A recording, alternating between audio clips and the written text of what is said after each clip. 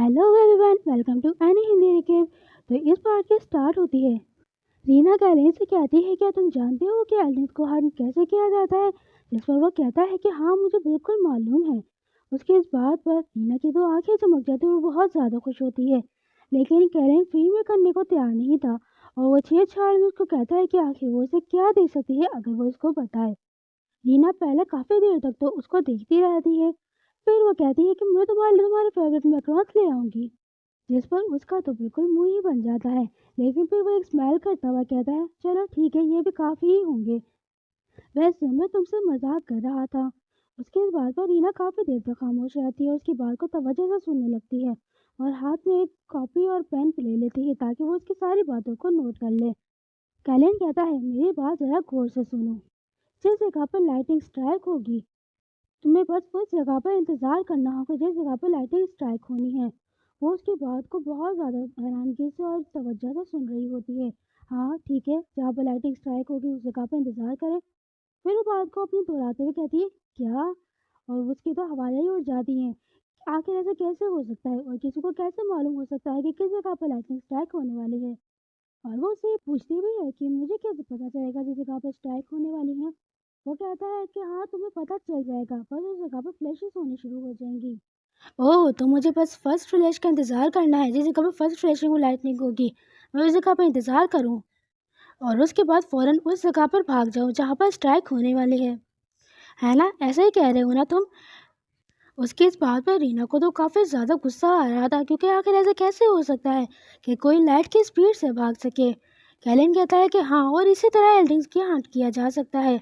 हाँ हाँ, बिल्कुल ऐसे ही। उनके बीच में एक ऑकवर्ड सा माहौल हो जाता है और वो बेइंतहा गुस्से में कहती है कि बस मेरा तो बहुत हो।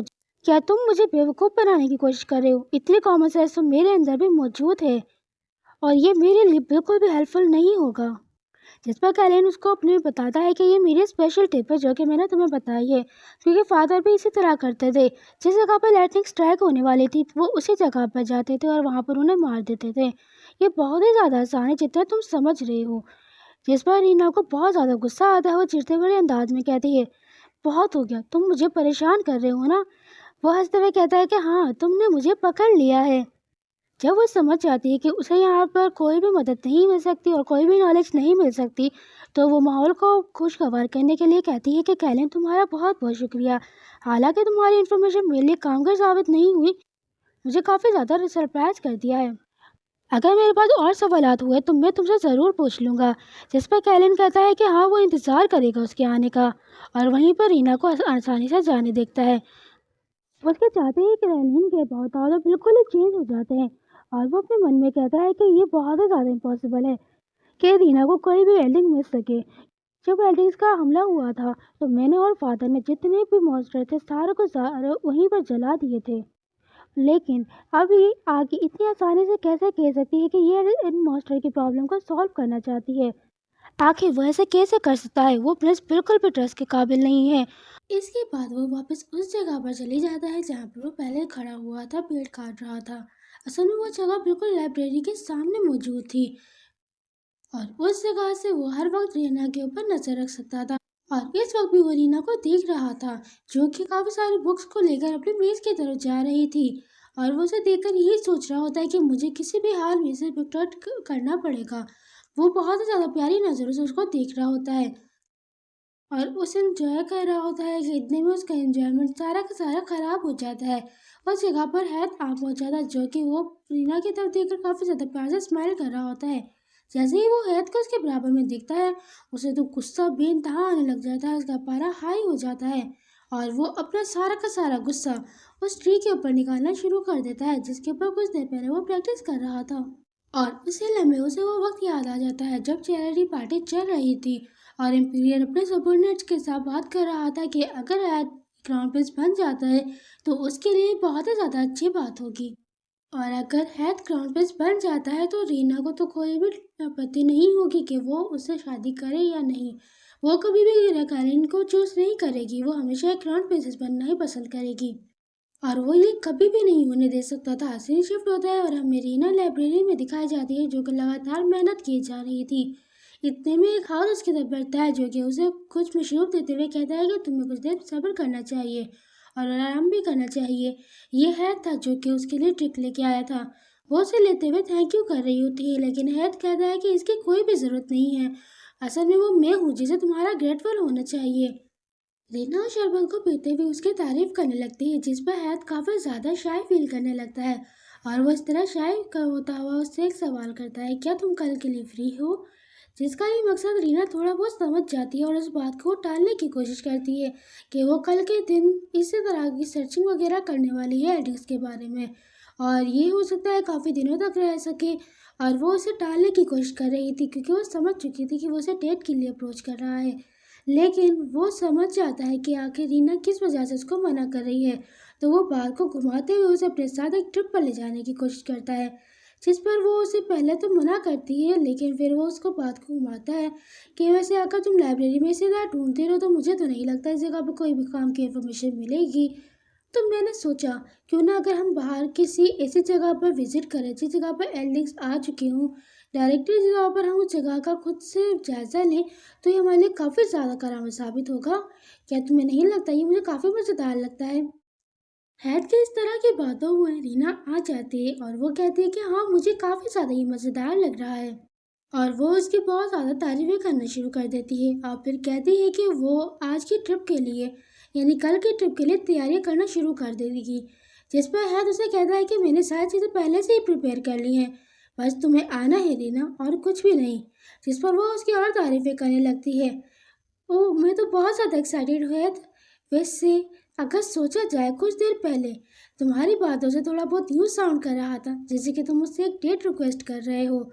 उसकी इस बात पर कैलिन के तो मुंह से सारा का सारा जूस ही बाहर आ जाता है और वो खांसना शुरू कर देता है। रीना घबरा जाती है और उसे पूछती है क्या वो ठीक है, जिस पर वो कहता है कि हाँ बस ऐसे ही हो जाता है कभी कभार। वो हैरानगी में कहती है क्या ऐसे ही हो जाता है? फिर वो थोड़ा और शाय होता हुआ कहता है कि अगर ये डेट रिक्वेस्ट होती क्या तुम हाँ करते क्या? जिस पर रीना काफ़ी ज़्यादा हैरान हो जाती है क्या, और वो समझ गई थी कि ये असल में डेट ही है जिसे उसने घुमा फिरा कर उसे राज़ी किया है। और वो उसे फिर दोबारा से कहती है कि आखिर इसने क्या कहा। इसके बाद सीन शिफ्ट होता है और हमें बॉयज हॉस्टल दिखाया जाता है, जहाँ पर क्राउन प्रिंस बैठा हुआ कुछ रीडिंग कर रहा था, वो भी एल्डिंग्स के बारे में ही कर रहा था। जैसे ही कैलिन आता है वो उसे देखकर बोलता है क्या तुम आ चुके हो, और आते ही सबसे पहले वो उससे ये सवाल करता है कि आखिर आप ये क्या पढ़ रहे हैं। जिस पर वो कहता है कि हाँ मैं मॉन्स्टर की इंसाइक्लोपीडिया पढ़ रहा था। कैलिन कहता है कि हाँ ये मैंने पढ़ी थी जब मैं छोटा था। वो घबरा जाता है और कहता है कि हाँ हाँ, वैसे मैंने हाल ही में इसको स्टार्ट किया है और मेरी काफ़ी अच्छी प्रोग्रेस चल रही है। फिर वो कुछ देर सोचता है और कहता है क्या एल्डिंग्स? उसे इस तरह सोचों में डूबा देख क्राउन प्रिंस उससे कहता है क्या तुम उनके बारे में कुछ जानते हो? लेकिन कैलिन सिर्फ उस तरफ देख रहा होता है और कोई चीज़ सोच रहा होता है। क्राउन प्रिंस फिर से घबरा जाता है और वो हंसते हुए कहता है कि हाँ ये कितना ज़्यादा बचकाना सवाल है, ऑफकोर्स तुम इस बारे में सारी सारी चीज़ें जानते होगे। कैलिन कहता है कि हाँ मैं जानता हूँ, और मैं तुम्हारे सोच से ज़्यादा कुछ इन सारी चीज़ों के बारे में जानता हूँ, इतना जितना इंसाइक्लोपीडिया में भी मौजूद नहीं है।